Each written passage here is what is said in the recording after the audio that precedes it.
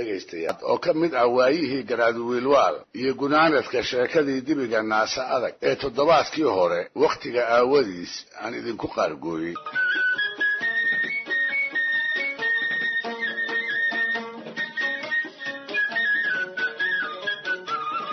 dhegaystayaal si haddaba ay sheekadu isugu kin xiranto toddobaadkii hore inteedii aad maqasheen aan idiin soo koobo ka hor inteeda hadhay ee maanta inta aanan idinku jalbeebin. wiilwaal waxay walaala ahaayeen gabar hoosta uga yarayd oo dadka oo idin uu ugu jeclaa. mar walba isaga ayay la socon jirtay, isaga ayay xoolaha la hayn jirtay, halka uu isagu markaa ku sugan yahayna waa lagu arki jiray. waagii dambe intay kortay waatay noqotay gashaanti u bisil guur iyo guri u gaara. ha yeeshee intii muddo ah ayaa la waayey dhallinyaradii degaanka ku ka mid ah oo u soo xodxodo doonta inay guumaysowdo ayay ku dhowaatay. ma qurux la'ayn mana qiimi yarayna nin waliba walaalkeed buu uga baqay. nin waliba inay garaafata intuu ka yaabay ayuu is yidhi wiilwaal oo aad ka fog tahay ha la xididin godkiisana ha ugu gelin.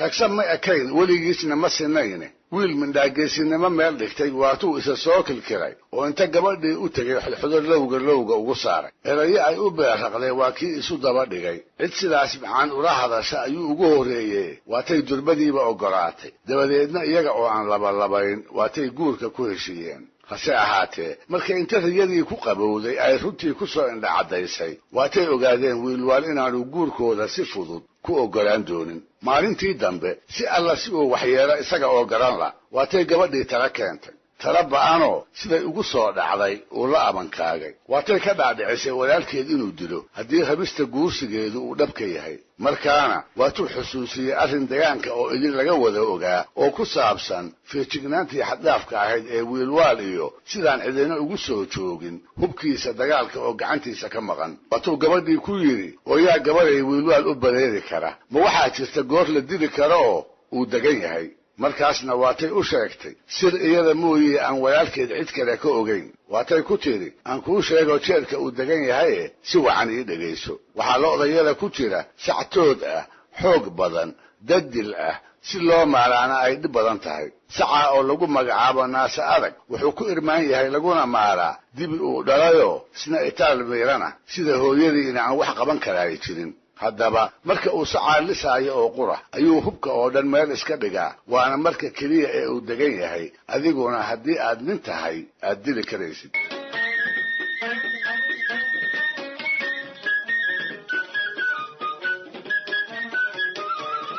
inankiibaa afkala qaad ka soo haray. dhiiranaanta gabadha ayuu la ashqaraaray. isaga oo cabsiyey buuxisay si iyada aad u raba ayuu su'aal ku celiyey oo wuxuu ku yidhi oo heedhe sidee baan ku garanayaa marka uu naasa adag lisaayo. waxay ugu jawaabtay fiidkii markay noqoto oo lo'dayadu ay reerka u soo hoyato ayaad soo fadhiisan meel u dhaxaysa golaha lo'da iyo aqallada adiga oo hubkaagu kugu dhan yahay. dabadeedna marka uu walaalkay lisidda saca u tafaxayto ayaan aniguna waxaan kuugu baaqi doonaa cod dheer oo aan kugu ogeysiinayo goortu inay tahay goortii habboonayd ee wiilwaal oo degan aad makali lahayd. kadibna aynu sidaa qoys ku noqon lahayn. qorshaha halista ah inuu yeelo ayay si isdaba jooga ugu guubaabisay. habeen iyo dhalaarba goortii ay is arkaanba way ugu celisay. waxay u qurxisay dilka walaalkeed ilaa ay kolkii dambe yeelsiisay.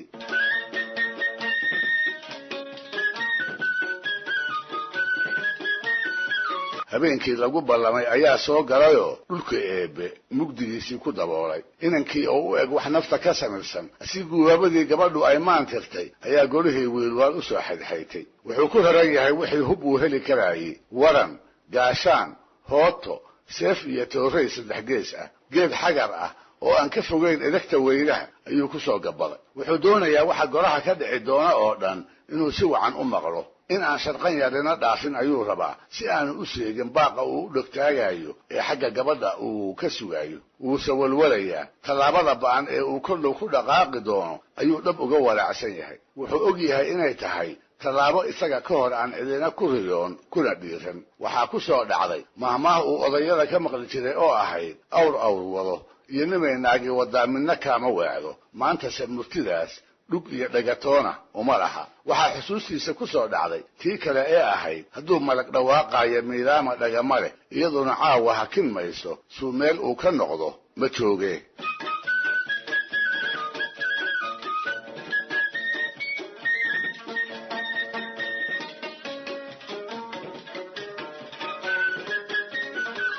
dhabanka ayuu dhulka ku hayaa durba waxa uu dareemayaa dhaqdhaqaaq hor leh oo xagga reerka ka soo gaaraya xidigtii waxala xirta ayaa sii wislahoo cirka ka sii hoobanaysa wisinkii ishkinka la maali lahaa ayaa la joogaa waxaa u muuqda dab oogan oo lo'da iyo carruurta qaarkeed ay kulaalayaan ololka dabkaa ayaa kolkol wuxuu tusayaa dumar gacnaha ku wata agabkii lo'da lagu maali lahaa sida dabaro haruuba culan kuwa la deebiyey iyo caanaha habeenkaa la liso dhiilihii lagu dhigi lahaa weylihii iyo sacihii dhalay ee ay ku irmaanaayeen ayaa bilaabay inay isu coyaan markii la gaaray fiid walba xilligii la isu soo dayn jiray lo'da inteedii badnayd hadda waa la maalay wuxuu inanku u tooghayaa naftiisa goortii uu biimayn lahaa oo soo dhowaatay baaqii gabadha oo ilmilicsi kasta dhegihiisa ku soo dhici kara ayuu sugayaa wuxuu goostay xagarkii uu ku gabanayay inuu ka yara baxo oo xagga reerka inta uga durko uu xerada lo'da fooda ku qabto sidaas markii uu yeelayna waxaa u suura gashay inuu maqlo hadal kasta oo dhex maraya wiilwaal oo kolba sac lisaayo iyo walaashii oo weylaha hadba mid u soo daynaysa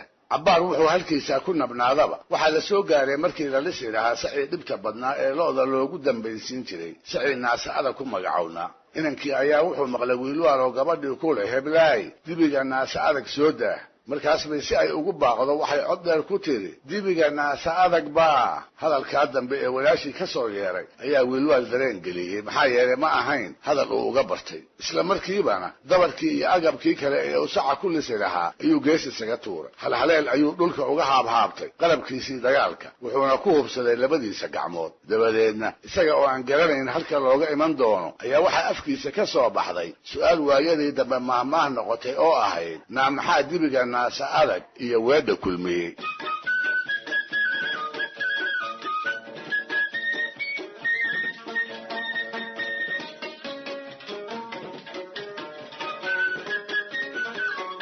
hortiisa iyo hadeerihiisa ayuu indhaha aad ula raacay mase waxaa ku soo garan inankii oo bidixda iyo bidigtaba labadiisii waran ku sita seefi ay u jeeda qaadan tahay abley af badanina ay u galaysan tahay haddiiba wiilwaal wuu fakeray wuxuu hubsaday ninka soo maqiiqanay inuu isaga maagan yahay markaas buu degdeg u baneeyey halkii uu taagnaa oo dhanka bidixa u booday inankii oo xawligii oradkiisa yarayn waayey ayaa gadaal u dhaafay isagiina intuu sidii libaax dhaawacan uga daba booday ayuu hoota dhagaleeya ku halgaaday oo garabka bidix kaga joojiyey inankii oo nabarkii la alaladaya hootadiina ay ku taagan tahay ayaa dib u soo jeestay wuxuu maagay inuu is-axmo oo ninka dilay uu waran tuuriyo ah caloosha kala helo ha yeeshee waxay noqotay toog baaqatay wuxuu iska waayey xooggii uu waranka ku seelaalin lahaa ee uu wiilwaal ku gaadhsiin lahaa dabadeedna kii oo xaraaruga oo naf xuni ay ku soo cirriq leedahay ayuu inta dul tegey ruux togay seeftiisii oo hilaacaysa ayuu kurka kaga jaray halkaas buu ku ahaaday su'aasha kolkan meeshan la iska weydiin karaa waxay tahay wiilkii aragnaye